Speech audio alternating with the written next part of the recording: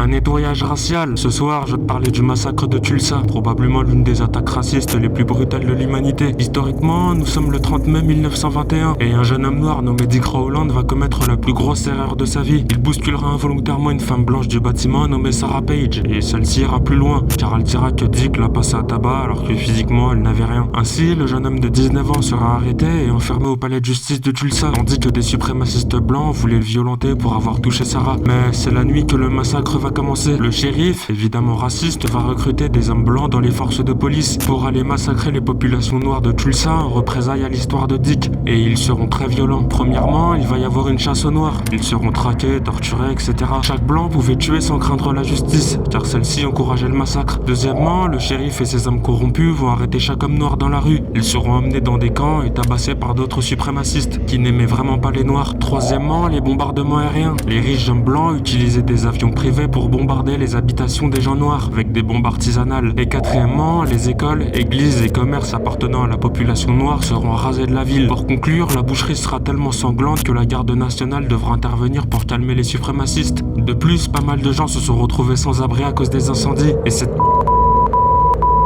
de Sarah Page a finalement pas porté plainte et à cause d'elle, il y a eu plus de 500 morts voire plus. Tout ça dans une fosse commune. Je l'insulte car tout ça est de sa faute et des sources sont sorties disant qu'elle avait inventé toute l'histoire. Abonne-toi.